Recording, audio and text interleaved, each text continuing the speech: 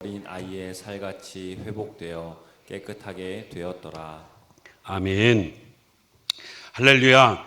하나님께서 오늘도 우리에게 회복의 은혜를 주시고자 금요기도의 자리로 부르신 줄 믿습니다.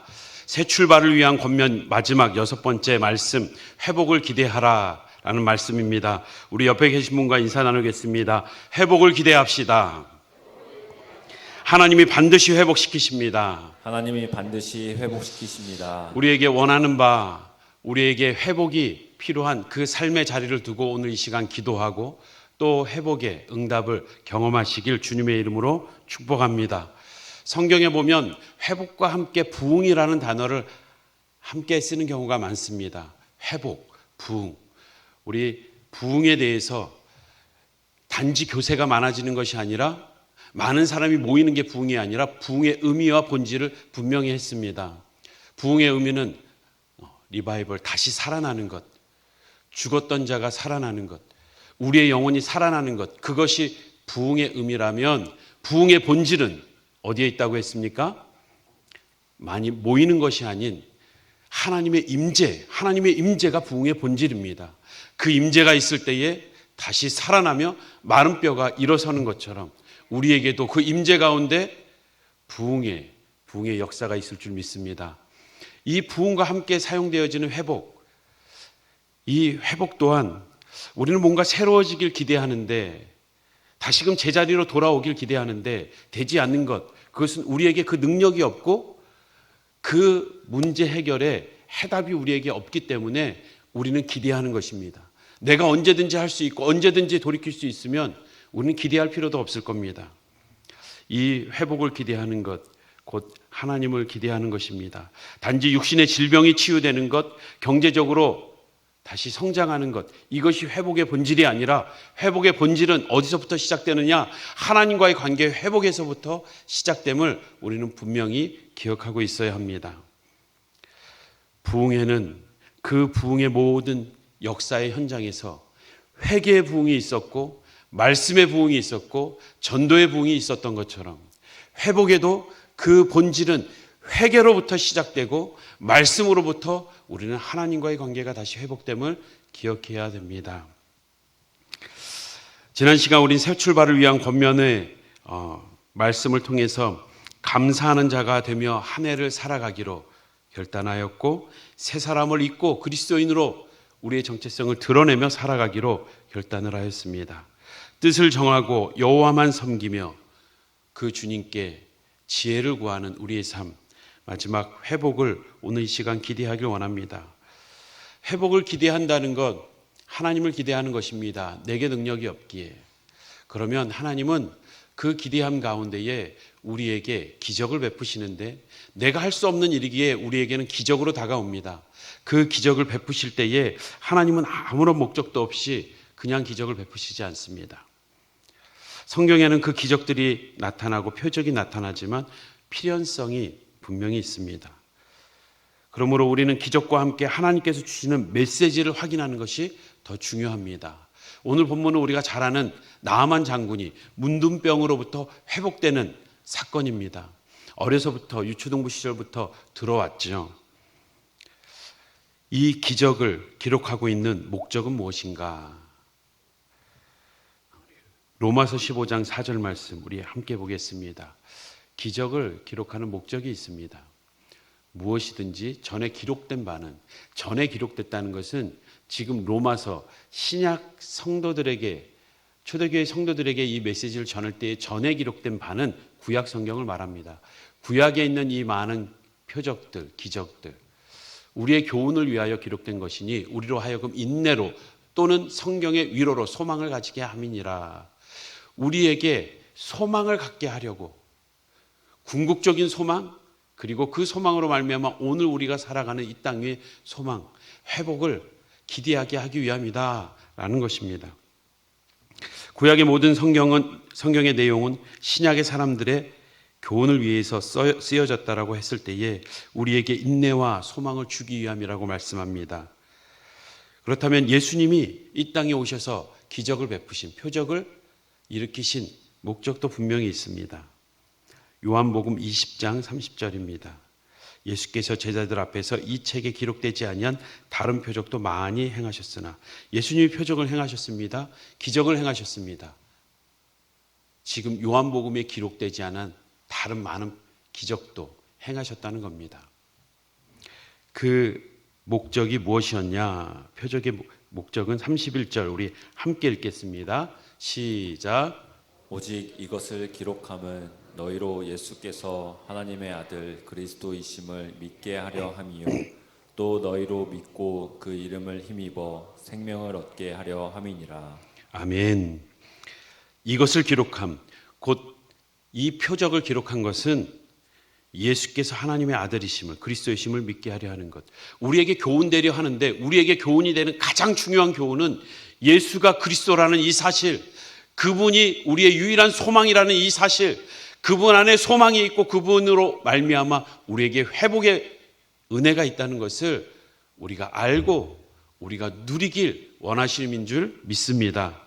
사랑하는 성도 여러분, 오늘 이 기적의 내용도 구원을 향한 하나님의 그 메시지가 담겨져 있습니다. 나아만 장군, 그가 경험한 이 기적, 회복의 기적이 오늘 우리의 기적이 되길 주님의 이름으로 축복합니다. 일교차가 좀 심해요. 낮에는 더워서 좀 히터를 안 켜도 됐는데 뒤쪽에 좀 켜주십시오. 예, 제 두 개만 빼고 나머지 좀 켜주십시오. 저도 여기서 이렇게 조금 춥습니다. 지금 시리아 장군, 공동번역에 시리아 장군이라고 되어 있는데 아람, 당시의 이름으로는 아람 장군입니다. 그 수도는 다메섹이지요. 그 나아만 장군, 그에게 회복을 주십니다. 오늘 우리도 치유와 회복을 기대하는 바가 있을 것입니다. 그 회복의 비결이 뭔지, 어떤 자를 회복시켜 주는지 오늘 본문을 통해서 분명히 알고자 합니다. 첫 번째는 하나님은 자신을 인정하는 자를 회복시켜 주십니다. 자신을 인정한다는 것은 자신이 누구인지 아는 자, 알고 끝나는 것이 아니라 그것을 인정하고 고백하는 자. 우리가 누구입니까?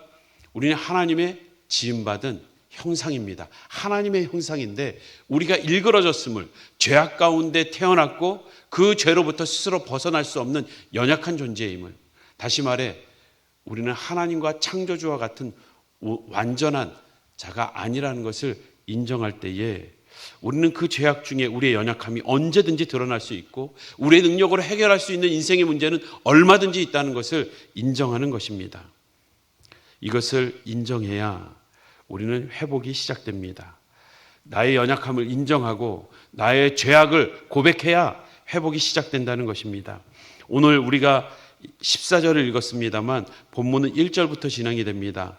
1절을 보면 아람 왕의 군대 장관 나아만은 그의 주인 앞에서 크고 존귀한 자니 이는 여호와께서 전에 그에게 아람을 구원하게 하셨습니다. 그는 큰 용사이나 나병 환자더라. 지금 그는 크고 존귀한 자다. 특별한 신임을 얻고 있는 자임을 알 수 있습니다.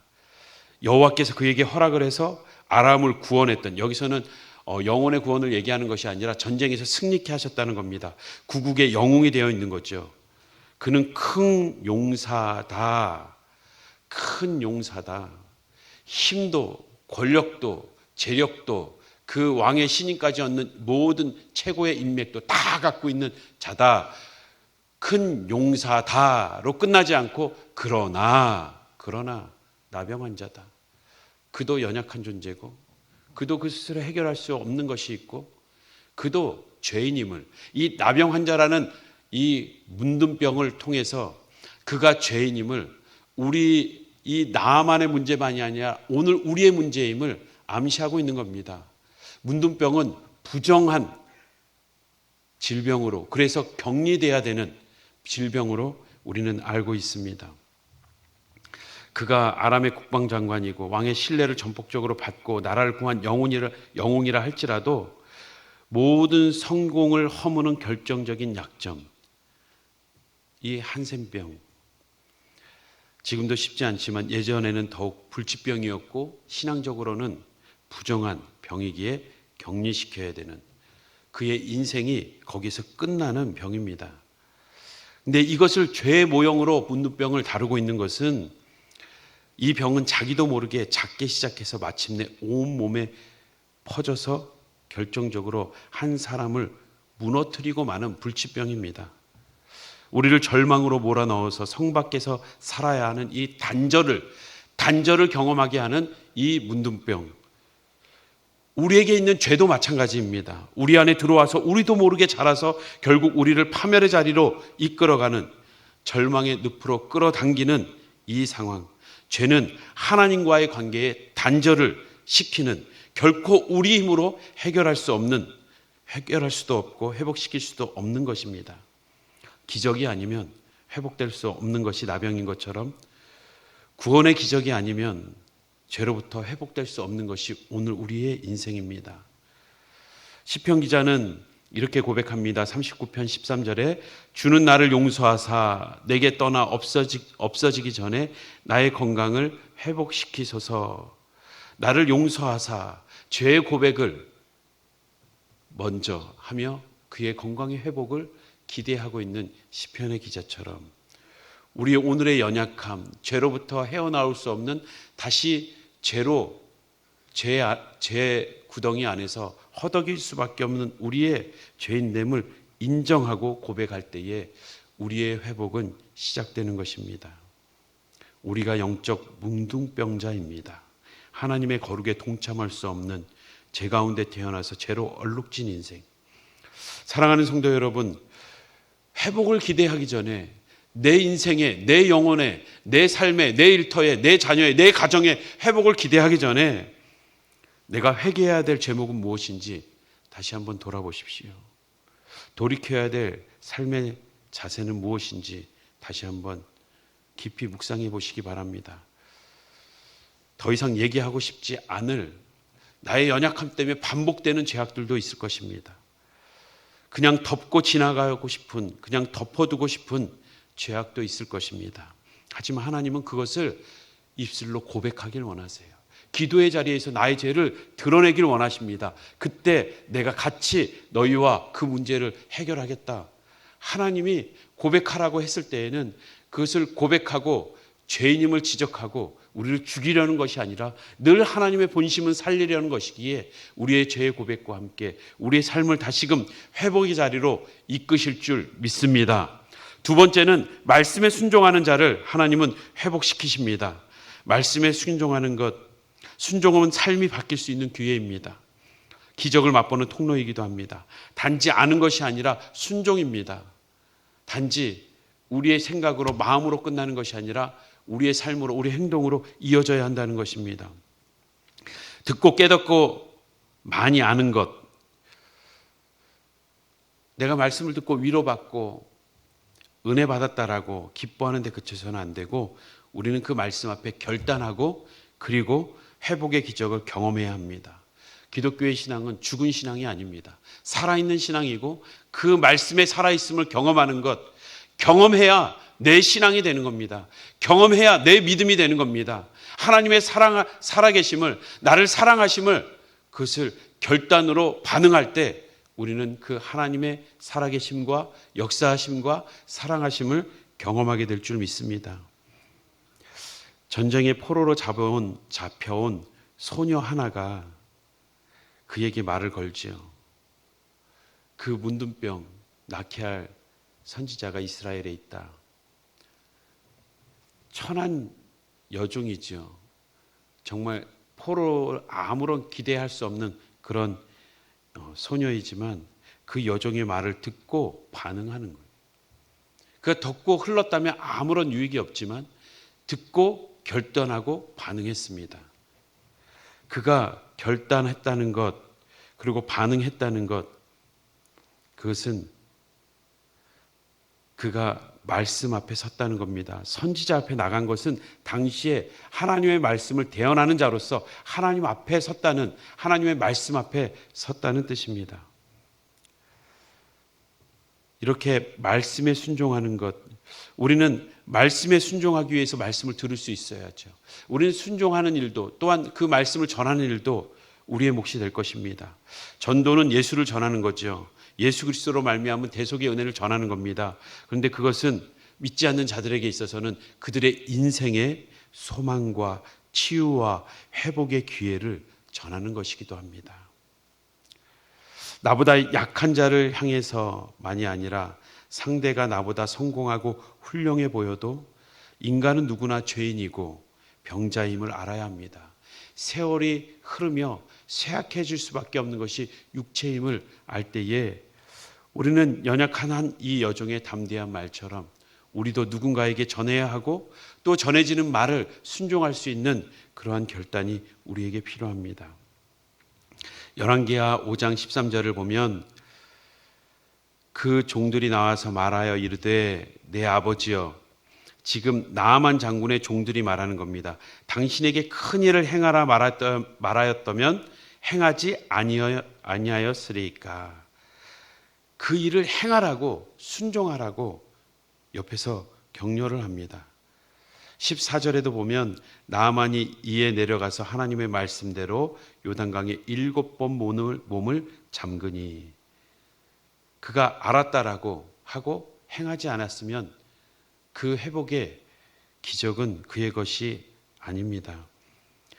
그가 행했기에, 순종했기에 회복을 경험했습니다. 얼마나 단순합니까? 그에게 어마어마한 일을 하라고 한 것도 아니고, 아니 가서 몸 씻으라는 건데, 7번 몸 담그라는 건데 그거 못하겠냐고. 너무나 단순한데 그가 마음이 흔들리고 그 자리를 박차고 돌아갈 뻔했지요. 너무나 단순한 하나님의 말씀, 우리는 너무나 단순하기 때문에 그것을 간과할 때가 많습니다. 특별한 초자연적인 무언가 있어야, 경험되어야 하나님의 말씀을 들은 것처럼, 하나님의 은혜를 경험한 것처럼 착각해서는 안 됩니다. 겸손함으로 말씀을 받고 순종할 때 회복의 기적과 은혜가 주어집니다. 말씀은 그렇게 단순합니다. 회개를 하십시오 하면, 나에게 불편한 부분이 있는데, 하나님 앞에 부끄러운 부분이 있는데 이 죄악을 하나님께 고백해야지 하고 내일 고백해야지, 그리고 다음에 고백해야지 미뤄둡니다. 아니요. 지금 말씀을 듣고 있는 이 자리에서 하나님께서 들려주시는, 내게 기억나게 하시는, 마음의 감동을 주시는 죄악이 있습니까? 말씀을 들으면서 회개하십시오. 지금입니다. 회개하라는 것은 지금 하라는 것입니다. 말씀을 보십시오. 얼마나 단순합니까? 얼마나 많이 들었습니까? 그럼에도 하루를 시작하기 전에 말씀 읽기를 그렇게 뒤로 미루는 우리의 모습, 이미 하루를 다 시작하고 나서, 하루를 보내고 나서 말씀을 듣기보다 하루를 시작하기 전에, 그 삶이 얼마나 바쁘면 말씀 읽을 시간까지 없이 그렇게 바쁘게 아침부터 눈 뜨자마자 지냅니까? 조금 10분 일찍 일어나서, 30분 일찍 일어나서 말씀을 읽고 묵상할 수 있는 자는 오히려 그 하루의 바쁜 일정이 하나님의 인도하신 가운데 시간이 단축되고, 하나님의 인도하신 가운데에 그 문제들이 해결되고, 사람을 통해서, 환경을 통해서 하나님이 얼마든지 그 나의 인생을 주관하실 수 있다라고 고백하며 말씀을 먼저 보는 자는 오히려 그 바쁜 일정을 줄이고 오히려 여유를 누릴 수 있을 것입니다. 기도하는 것이 우리에게 얼마나 많이 들었고 잘 알고 있습니까? 그럼에도 기도하지 않는 이들이 너무나 많습니다. 알고 있지만 고민하고 걱정만 하지 기도하지 않는 이들이 너무나 많다는 겁니다. 지혜가 필요하면 지혜를 구하라, 내가 꾸짖지 않고 후히 주겠다라고 약속하시지 않았습니까? 하나님은 기도하라고, 내가 응답하겠다고, 내가 너희가 생각하는 그런 악한 자만도 못한 그러한 자로 너희는 나를 엄한 자로 생각하냐? 나는 반드시 응답한다. 너에게 줄 것이다. 그 말씀을 우리는 붙들고 기도해야 합니다. 말씀은 단순합니다. 특별하지 않습니다. 그런데 그 단순한 것을 우리는 잊고 행하지 않을 때가 있다는 것입니다. 사랑하는 성도 여러분, 내가 오늘부터, 내일 아침부터 순종해야 될 것은 무엇입니까? 지금 결단하십시오. 내일은 결단할 수 없습니다. 지금 결단하십시오. 마지막 세 번째입니다. 우리가 새로운 삶, 회복을 기대하기 위해서 그 회복의 비결, 어떤 자를 회복시키는가? 끝까지 신뢰하는 자. 끝까지 신뢰하는 자. 끝까지 신뢰하는 데 있어서 방해가 되는 장애물들이 있습니다. 우리가 하나님을 끝까지 붙잡고 싶지만 또 내려놓고 하나님을 멀리하게 되는 이유들이 있습니다. 오늘 본문을 통해서 한번 보십시오. 우리는 사람을 기대할 때 하나님에 대한 신뢰가 무너집니다. 오늘 어린 소녀가 장군에게 말했습니다. 감히 너가 뭐라고?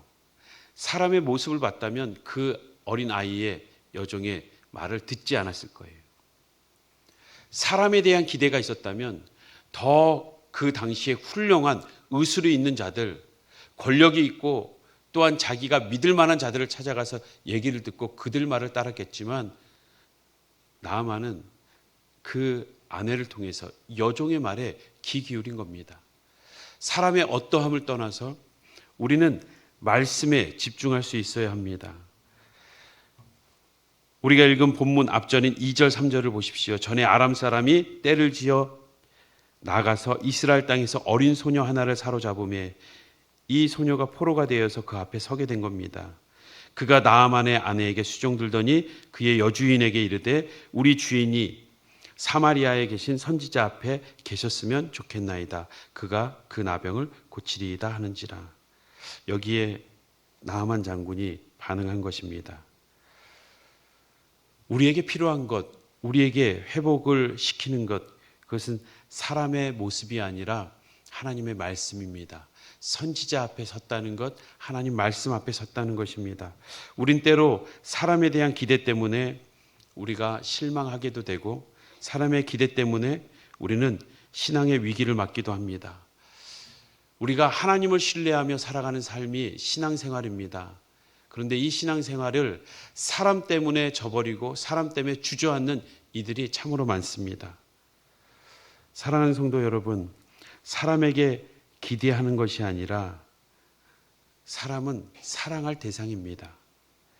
사람에게 실망하지 마십시오. 사람을 의지하지 말고 말씀을 의지하라는 뜻입니다.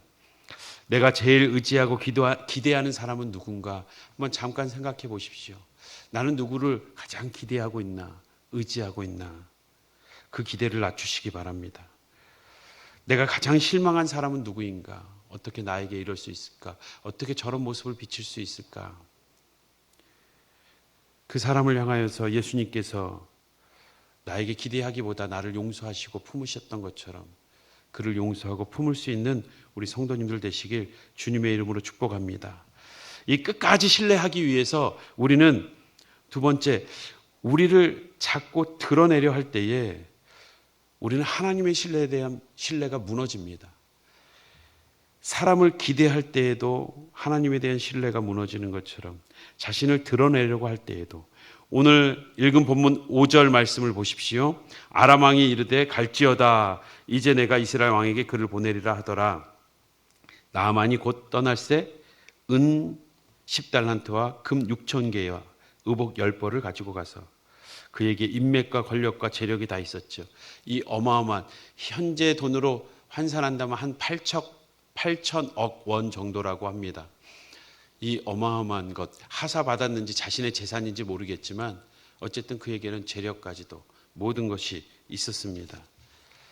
그가 9절에 보면 나아만이 이에 말들과 병거들을 거느리고 이르러 엘리사의 집 문에 서니 이 말들과 병거들 속에서 내가 어떠한 존재인지를 지나갈 때에 다들 보았을 것이고 그의 자신의 존재를 드러내는 그러한 행렬이었습니다. 또한 열왕기하 5장 11절도 보면 나아만이 노하여 물러가며 이르되 내 생각에는 그가 내게로 와서 나와 서서 그의 하나님 여호와의 이름을 부르고 그의 손을 그 부위에 흔들어 나병을 고칠까 하였도다. 지금 내가 왔는데 나를 맞이하는 태도가 이거밖에 되지 않느냐? 지금 자신의 생각과 다르다는 거예요. 자신의 생각과 다르기 때문에 나를 드러내려고 하는데 내가 드러나지 않을 때 우리는 끝까지 하나님을 신앙하는 이 신앙이 흔들리고 장애물을 만나게 됩니다. 나를 드러내려는 것을 내려놓으십시오. 나의 생각을 내려놓으십시오. 내게 자랑할 것이 없다라고 고백해야 되고 내 생각보다 하나님의 생각이 중요하다라고 고백해야 됩니다. 그런데 우리는 신앙생활하면서 내가 드러나길 원하고 내 생각이 관철되길 원할 때에 우리는 오히려 신앙에서부터 멀어지기 시작합니다. 가만히 생각해 보십시오. 우리가 신앙생활을 시작할 때 어떻게 시작했습니까? 우리에게 자랑할 것이 없을 때 정말 내 모습이 초라하고 내게 아무런 능력이 없다라고 생각하는 그 순간 우리의 신앙이 진지해지지 않았습니까? 내 생각과 내 방법대로 되지 않아서 찾아온 자리가 이 기도의 자리 아니었습니까? 사랑하는 성도 여러분, 내가 드러나길 원하다가 하나님의 영광을 가린 적은 없는지 이 시간 돌아보시기 바랍니다. 하나님의 생각은 묻지도 않고 내 생각을 고집하며 순종하지 못한 적은 없는지 다시 한번 돌이키며 회개하시기 바랍니다. 우리가 끝까지 신뢰하는 자가 되기 위해서 또한 우리는 우리의 감정을 잘 추스릴 수 있어야 합니다. 우리의 신앙이 무너지는 것, 우리의 감정이 상하고 우리 안에 분노를 주체할 수 없을 때 우리의 신앙은 흔들립니다. 지금 나아만 장군이 무시당하는 것 같아서 노하고 있지 않습니까? 자신이 누구인 줄 알면 감정이 조절되는 거예요. 지금 자신이 이 이스라엘을 쥐락펴락할 수 있는 이스라엘보다 강국인 그 나라의 군대 장관임을 자신을 그렇게 생각하고 온 거예요. 아니요. 나아만은 지금 나병 환자로 온 겁니다. 우리가 교회 안에서, 가정에서, 일터에서 우리에게 어떠한 갈등이 있습니까? 우리의 감정이 상하고 분노가 치밀 때가 있습니까? 우리가 어떠한 자라고, 자신을 어떠한 자라고 평하고 있기에 우리는 하나님 앞에서 치유함을, 회복을 받아야 될 죄인임을 우리가 기억할 때에 우리는 이 분노의 많은 부분이 사그러들 수 있음을 기억해야 합니다. 누구나 믿음의 위기가 있습니다. 그런데 오늘 본문에 나아만 장군이 그냥 갔으면 회복을 경험하지 못했을 거예요. 그때에 그 나아만 장군의 그 종들이 옆에서 돕지요. 아니, 그까짓 것 못하겠냐고. 그까짓 것, 몸 씻는 것. 아니, 더 큰 일을 하라고 해도 얼마든지 할 텐데 그거 못하겠냐고. 당연한 말인데, 뒤집어 보면 당연한 말인데 지금 마음이 상하고 분이 나니까 돌아가려 했던 겁니다. 우리의 감정, 우리가 절제되지 못한, 감출 수 없는 이 분노가 우리의 신앙을 무너뜨릴 때가 있습니다. 이때에 때론 우리가 그러한 이들을 볼 때에 도울 수 있어야 돼요. 믿음의 위기가, 신앙의 위기가 찾아올 때 주변에 돕는 이들이 있었기에 오늘도 우리가 이 자리에 있고 또한 우리도 그런 돕는 우리의 신앙의 동역자들이 되어야 합니다. 내가 신앙의 위기 때 도와준 이들은 누구입니까? 또 나는 누구의 도움이 되길 원하십니까? 사랑하는 성도 여러분, 우리에게 회복을 주길 원하시는 하나님 앞에 우리가 죄인임을 고백하며 우리의 연약함을 주님께 고백하며 하나님의 도우심을 구하기 바랍니다.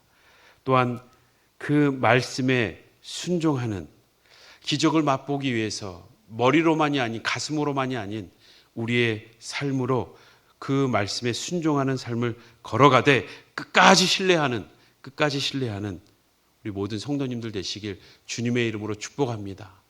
마지막 7번까지 그 몸을 담갔던 것처럼 우리도 마지막까지 끝까지 주님을 신뢰할 때에 하나님께서 반드시 우리의 영혼의 회복을, 우리의 가정과 자녀의 회복을, 우리의 일터와 기업의 회복을 허락하실 줄 믿습니다. 올 한 해 내 영혼과 가정과 교회, 나라와 민족의 회복의 은혜를 주실 때에 하나님을 기대하며 힘있게 나아가는 남은 한 해 되길 주님의 이름으로 축복합니다.